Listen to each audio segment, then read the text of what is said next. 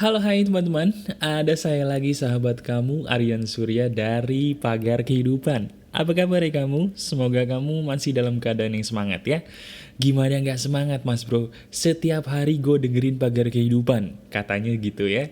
Saya bahagia sekali teman-teman karena banyak sahabat Pagar Kehidupan yang semakin lama semakin mau bergabung bersama kita ya. Saya semakin hari semakin punya teman baru, sahabat-sahabat baru, yaitu kamu semua, betul, sahabat Pagar Kehidupan yang hampir setiap hari mendengarkan audio atau video yang saya berikan di channel Pagar Kehidupan. Saya ucapkan selamat datang bagi kamu pelanggan atau subscriber baru saya, dan saya ucapkan juga selamat mendengarkan kembali. Semoga apa yang saya berikan ini bisa merubah hidup kamu menjadi lebih baik ya, dimanapun kamu berada. Amin. Nah sekarang sebelum kita mulai, saya tanya dulu nih, kabar kamu gimana? Semoga baik-baik aja ya. Saya selalu berdoa semoga apa yang saya bagikan kemarin nih, terutama yang live streaming ya, bisa membuat kamu menjadi orang yang berada di jalan yang semakin baik dan semakin baik. Bicara soal hal yang merubah hidup, teman-teman. Kali ini saya akan berdiskusi kepada kamu yang mana hal ini sangat penting. Saking pentingnya, saya berani jamin kalau kamu bisa ngelakuin hal ini, mau praktek gitu ya, pasti ada perubahan besar dalam hidup kamu. Hal itu saya beri nama 3 hal emas perubah kehidupan. 3 hal emas ini yang akan saya bagikan kepada kamu. Kalau kamu mau praktekkan, insya Allah dengan izin Tuhan, pasti kamu akan jadi lebih baik. Jadi gini teman-teman, ada yang bilang orang itu dalam hidup harus memiliki tujuan. Ada juga yang bilang bahwa hidup itu harus mengalir seperti layaknya air. Kalau saya jelaskan dua hal tadi kayaknya kontradiksi ya, saling berlawanan. Ada yang bilang di satu sisi hidup harus punya tujuan. Ada juga yang bilang, hidup itu ngalir aja bro kayak air. Nah sekarang kalau saya tanya kepada kamu tolong jawab dalam hati. Di antara dua hal tadi, kamu lebih setuju yang mana? Apakah menurut kamu hidup itu harus ada tujuannya? Atau jangan-jangan menurut kamu yang paling bagus, hidup itu ngalir aja kayak air mas bro, gak usah ditentuin tujuannya. Mana yang paling bagus menurut kamu? Bingung ya? Nah, supaya nggak bingung, saya harus menanyakan satu pertanyaan lagi sama kamu yang harus langsung kamu jawab sekarang juga. Pertanyaannya adalah sederhana. Pertanyaannya adalah pertanyaan yang mungkin sering ditanyakan kepada kamu dari kecil. Sekarang pertanyaannya gini, kamu itu mau jadi apa sih? Bener, simple banget kan? Pertanyaan saya adalah, kamu mau jadi apa? Kamu pernah nggak sih nanya dalam kehidupan kamu setiap hari, gue nih mau jadi apa ya dalam hidup? Dan kalau memang kamu pernah menanyakan pertanyaan itu kepada diri kamu sendiri, kamu bisa nggak menjawab dengan tegas, kamu mau menjadi apa? Nah, kebanyakan orang, kalau saya tanya pertanyaan yang simple atau sederhana seperti ini, mereka akan menjawab dengan jawaban yang tidak tahu atau terlalu umum. Kalau saya tanya, lu mau jadi apa? Jawabannya pasti gue pengen jadi orang sukses. Gue pengen jadi orang kaya. Itu masih mending teman-teman. Ada loh orang yang saya tanya, kamu mau jadi apa? Jawabannya, apa ya? Gak tahu juga deh bro gue, sambil garuk-garuk kepala. Nah, kamu, kalau seandainya saya tanya, kamu mau jadi apa? Jawaban kamu apa? Kalau kamu belum tahu jawabannya apa, itulah yang menyebabkan kenapa karir kamu mohon maaf gitu-gitu aja, hidup kamu pun gitu-gitu aja. Ada 3 hal yang harus kamu miliki seandainya kamu ingin berubah total dalam hidup, dalam hal apapun. Nah sekarang saya minta kamu tolong siapkan kertas, siapkan bolpen, kamu catat satu persatu hal yang akan saya katakan ini, supaya kamu lebih gampang prakteknya ya. Silahkan disiapkan, silahkan dicatat. Yang pertama, tolong dicatat. 1, kamu harus memiliki goal. Setiap orang dalam hidup harus punya goal, harus punya tujuan, apa sih yang ingin dicapai dalam hidup dalam skala jangka pendek. Bener, kita nggak usah goal terlalu jauh, gue mau nikah nanti 10 tahun lagi lah, gue mau punya anak 5 tahun lagi, nggak usah yang terlalu jauh. Dalam waktu setahun ke depan aja, kamu bisa nggak menentukan goal kamu? Kalau kamu nggak bisa, harus bisa. Karena kemampuan kamu menentukan goal akan menentukan juga kesuksesan kamu bagi diri kamu sendiri. Nah, ternyata ada sebuah penelitian menarik nih. Begini penelitiannya. Ada sebuah penelitian di Amerika yang dilakukan di sebuah universitas Harvard ya. Jadi ada penelitian yang dilakukan oleh para profesor di sana. Mereka meneliti begini, dari 100% mahasiswa dan mahasiswi Harvard yang lulus, mereka dibagi menjadi dua kelompok. Kelompok yang pertama adalah kelompok yang menuliskan tujuan atau goal dalam hidup mereka selepas lulus mau jadi apa. Nah, golongan yang kedua adalah golongan yang mengalir seperti air. Dia nggak usah nulis tujuan hidupnya seperti apa, dia dibiarkan saja hidupnya mengalir seperti air. Nah, percaya atau enggak, 10 tahun kemudian setelah mereka mensurvei kembali, ternyata 100% orang yang sukses adalah orang yang menentukan tujuan hidupnya ketika dia baru pertama kali lulus kuliah. Dari situ akhirnya disimpulkan apa? Orang harus wajib hukumnya memiliki tujuan dalam hidup. Kalau tidak ada tujuan dalam hidup, dia tidak akan bisa meraih kesuksesan yang besar dalam hidupnya. Titik. Nah, iya mas bro, gue tahu hidup tuh harus punya goal. Gue juga tahu karir itu harus ada goal. Tapi gue bingung gimana cara menentukan goal. Nah, kamu bingung menentukan goal itu gimana? Ini dia caranya. Tolong dengarkan baik-baik, karena dengan perumpamaan yang saya katakan nanti, itu bisa lebih jelas. Cara menentukan goal itu sama seperti ketika kamu naik taksi. Betul, sama seperti kamu ketika naik taksi. Kalau kamu lagi naik taksi, kamu baru masuk taksi, apa yang kamu lakukan? Betul, kamu mengatakan kepada supir, Pak, tujuan saya ke situ. Kalau seandainya supir taksi tadi tidak kamu kasih tujuan, apa yang terjadi? Entah mungkin supirnya bengong, sama-sama kamu bengong, sampai argonya 1 juta, atau mungkin kamu disuruh turun, atau kalau supirnya jahat, kamu dibawa keliling-keliling ke sebuah hal yang sebenarnya kamu tidak tuju. Semuanya mengerikan, bukan? Sama seperti hidup. Kalau hidup tidak punya tujuan, kamu akan disetir. Disetir sama kehidupan ke dalam hal-hal yang gak penting. Tiba-tiba maaf kamu main perempuan, tiba-tiba maaf kamu judi, tiba-tiba maaf kamu mengerjakan pekerjaan yang kamu gak suka, tiba-tiba kamu kebawa pergaulan yang salah, dan seterusnya. Nah, jadi gini, kalau selama ini kamu bingung, kenapa ya kok tiba-tiba gue bisa ketagihan main perempuan? Kenapa ya kok tiba-tiba gue bisa ketagihan judi, ketagihan mungkin narkoba, ketagihan alkohol, pergaulan salah, dan sebagainya? Jawabannya karena kamu tidak punya tujuan hidup yang jelas. Betul kan? Nah sekarang, kalau kita pakai perumpamaan naik taksi tadi, tujuan kamu sudah jelas, kan gampang ngasih taunya. Pak, saya mau ke Pondok Indah Mall, Pak. Betul kan? Saya mau ke Pondok Indah Mall dari arah Kuningan.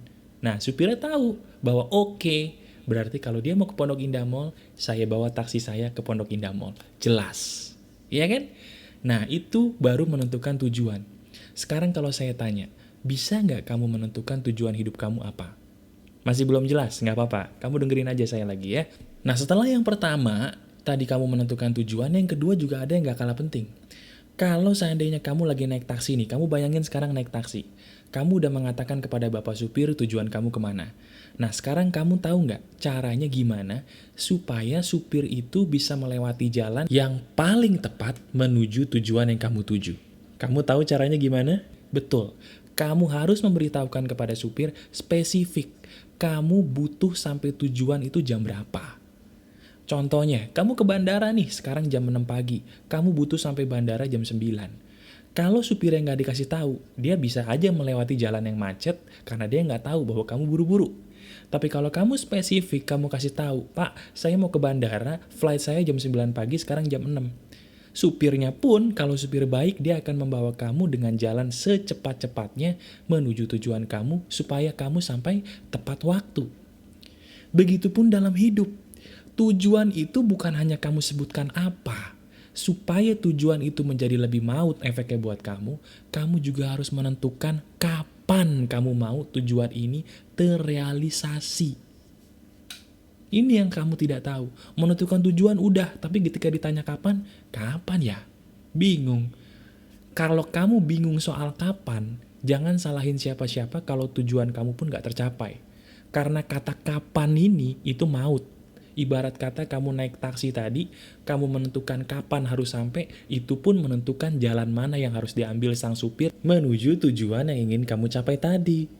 Wah, gue makin jelas nih mas bro. Keren, keren, keren. Berarti yang pertama tadi, kita harus punya tujuan. Setelah kita punya tujuan, kita harus menentukan kapan mencapai tujuan itu. Betul nggak? Betul. Nah, itu belum selesai. Ada satu lagi yang harus kamu gunakan untuk menentukan goal. Apa itu mas bro? Goal kamu harus realistis. Ini, bener kan? Realistis. Pakai lagi perumpamaan kamu naik taksi tadi. Kamu naik taksi, punya tujuan, pengen sampai sana jam berapa kamu udah menyebutkan, tapi kamu gak realistis. Gak realistisnya gimana? Pak, saya mau pergi kemana? Ke Ambon. Padahal kamu di Jakarta. Sekarang kalau kamu ke Ambon dari Jakarta naik taksi, masuk akal nggak? Gak masuk akal kan, gak realistis. Nah, kalau goal kamu tidak realistis, jangan harap kamu bisa mencapainya. Waduh bro, bukannya kita harus bermimpi? Nah ini dia, mimpi itu boleh dan harus, tapi harus realistis. Nah caranya bagaimana? Caranya begini. Sekarang ibarat kata saya adalah kamu. Dengan 3 hal tadi, saya intinya ceritanya sekarang nih, mau menentukan tujuan untuk pagar kehidupan. Ya, contohnya begini. Saya punya tujuan untuk pagar kehidupan mencapai subscriber ceritanya 10.000. Punya goal kan? Satu. Yang kedua, tadi saya bilang apa? Saya harus menentukan kapan. Saya tentukan begini, goal saya 10.000 subscriber pagar kehidupan sebelum bulan Desember. Jelas kan? 10.000 subscriber sebelum bulan Desember. Yang ketiga tadi harus realistis. Saya tanya, realistis nggak? Menurut saya itu realistis. Selesai. Ketemu goal yang harus saya capai. Ya, nah kalau yang tidak realistis itu adalah saya berkata begini, gue pengen mencapai subscriber pagar kehidupan. Berapa bro? 100 juta subscriber dalam waktu sebulan. Kalau kamu nggak punya jin ya nggak bisa. Ya kan? Kalau kamu punya jin pun jinnya geleng-geleng. Lu jangan gila, lu ditoyor sama jinnya. Bener, karena itu nggak realistis. Ngerti ya maksud saya ya? Jadi begitu cara menentukan goal dan itu akan sangat menentukan kesuksesan hidup kamu. Nah setelah goal, ada elemen kedua yang harus kamu penuhi. Dan ini juga sama pentingnya.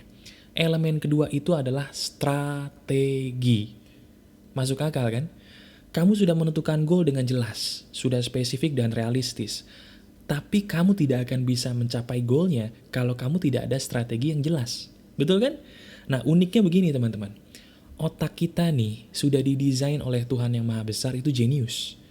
Kalau kita sudah berani mengatakan goal kita apa secara spesifik tadi, otak kita biasanya akan tiba-tiba mengeluarkan ide. Ide A, ide B, ide C. Nah tugas kita hanya menanyakan kepada otak kita yang jenius ini, gimana ya caranya gue bisa mencapai tujuan A? Gimana ya caranya gue bisa mencapai tujuan B? Kalau kamu pertanyaannya benar, percaya atau enggak, otak itu akan ngeluarin ide. Tapi kok gue idenya mampet ya? Nah ide kamu jadi mampet karena kamu terlalu logis. Kan saya bilang berkali-kali, ide-ide besar itu biasanya tidak logis, tidak masuk di akal. Kalau ide-ide terlalu masuk akal, itu namanya bukan ide. Namanya lu manut sama hidup. Nggak boleh manut sama hidup, harus percaya dengan ide-ide besar. Nah sekarang gini, kamu ambil kertas kosong, kamu ambil pulpen atau pensil, kamu katakan goal kamu tadi apa secara spesifik. Nah ketika kamu sudah mengatakan, kamu tulis di bagian atas kertas, kamu tulis. Kamu boleh praktekin sekarang, kamu tulis misalnya saya, subscriber pagar kehidupan 10.000 sebelum Desember, gede hurufnya. Nah, tulis lagi strategi. Nomor 1 apa, nomor 2 apa, nomor 3 apa.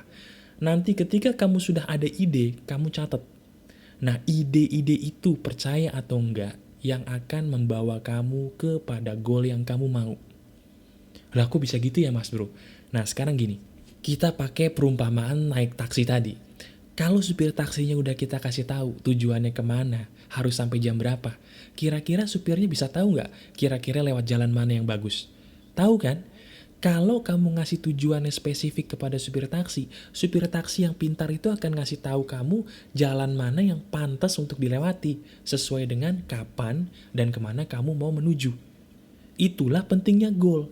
Semakin jelas dan spesifik goal kamu, otak kita ini dengan cerdasnya akan semakin cerdas juga menemukan strategi yang tepat. Kata tepatnya di garis bawahi. Jadi goalnya itu yang harus kamu utak-atik, baru strateginya. Jangan kebalik, strategi dulu, goalnya nggak jelas. Nggak boleh, harus goal dulu, baru strategi. Nah mas bro, oke, tapi gue kadang-kadang strategi gue kok kayaknya mampet gitu ya. Gimana cara menentukan strategi yang tepat? Cara menentukan strategi yang tepat cuma dua. Yang pertama, kamu nggak usah ribet. Orang tuh suka ribet loh. Mikir terlalu jauh. Ya kan? Terlalu ribet. Diputar-putar, dibalik-balik kayak kasusnya Jessica Mirna tuh. Ribet bener. Kagak tamat-tamat kasusnya. Jadi kayak sinetron toh, jangan seperti itu. Hidup nggak usah dibuat ribet. Hal-hal sepele pun bisa loh merubah hidup kamu. Ya kan? Jadi pikirin di otak kamu bilang, kata pagar kehidupan, ide gua nggak usah dibuat ribet. Oke. Nah yang kedua, setelah kamu nggak usah ribet, yang kedua adalah belajar bertanya, belajar mencari, dan belajar membuka diri. Karena selalu ada orang yang lebih cerdas dibandingkan kamu, dan selalu ada orang yang lebih luas pikirannya dibandingkan kita.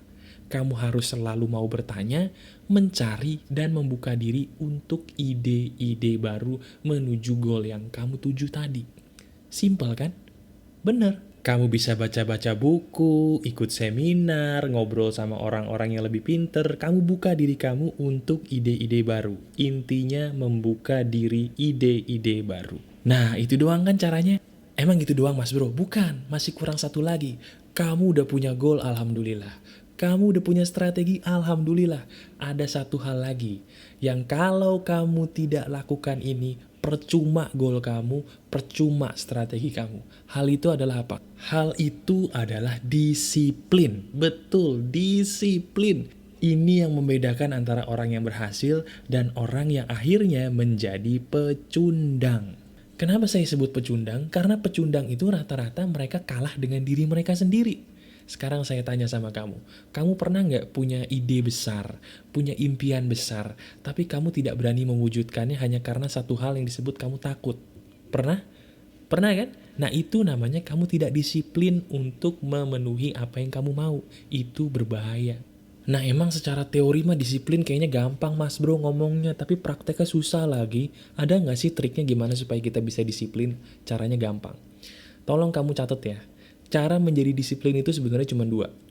Yang pertama, kamu harus mau bagaimanapun caranya mengambil langkah pertama sesegera mungkin. Sekali lagi, ambil langkah pertama sesegera mungkin. Hanya langkah pertama saja. Loh kok langkah pertama aja mas bro? Karena kalau kamu sudah berani mengambil langkah pertama, langkah kedua sampai langkah ke 1000 tuh gampang. Yang membuat kamu gagal karena kamu tidak berani mengambil langkah pertama, betul apa enggak? Nah maka dari itu sekarang saya minta sama kamu, bagaimanapun caranya, ambil langkah pertama sesegera mungkin. Gak pakai babi bu, gak pakai tapi. Harus bisa. Nah yang kedua, setelah kamu mengambil langkah pertama sesegera mungkin, langkah yang harus kamu lakukan untuk bisa menjadi orang yang disiplin adalah pikirin yang enak-enak. Loh, kok pikirin yang enak-enak mas bro? Iya, pikirin kalau seandainya goal kamu nanti tercapai, enaknya kayak gimana sih? Kamu bayangin deh, nikmatnya, enaknya, berubahnya hidup kamu gimana? Kamu pikirin itu. Pikirin dengan jelas apa enaknya dan gimana rasanya. Nah kalau kamu bisa mikirin kebahagiaan yang akan kamu dapatkan, pasti kamu akan lebih komit lagi, lebih disiplin lagi untuk menekuni apa yang harus kamu tekuni. Itu rahasianya. Jadi 3 hal sederhana ini teman-teman, kalau kamu mau mempraktekannya, insya Allah dengan izin Tuhan hidup kamu pasti akan berubah. Nah sekarang sambil kamu mendengarkan video saya berulang kali, tolong tentukan hal apa yang harus kamu jadikan goal, dan kamu temukan goalnya, strateginya, dan kamu disiplin di situ. Percaya atau enggak, hanya dalam waktu 30 hari aja, pasti ada perubahan dibandingkan kamu sebelum melakukan 3 hal yang saya sebutkan tadi. Kamu praktekkan itu semua, dan kamu lakukan itu semua sampai kamu mencapai goal kamu. pasti bisa. Oke, silahkan dilakukan. Nah, kalau memang kamu ada hal yang ingin didiskusikan bersama saya, kamu bisa mengikuti siaran langsung atau live streaming yang biasa diselenggarakan oleh saya di Pagar Kehidupan. Nah, caranya gimana Mas Bro? Kamu harus subscribe dulu channel saya di Pagar Kehidupan. Karena hanya subscriber saya yang bisa tahu kapan sih kira-kira Pagar Kehidupan menyelenggarakan siaran langsung. Nah, bagi kamu yang belum subscribe channel saya, silakan subscribe dan tunggu informasi kapan dan bagaimana live streaming akan diadakan di YouTube bersama saya, Aryan Surya, di Pagar Kehidupan. Tetap lakukan apa yang saya katakan tadi, tetap keep spirit, keep sharing, and keep loving. Sampai berjumpa di live streaming ya. Bye-bye.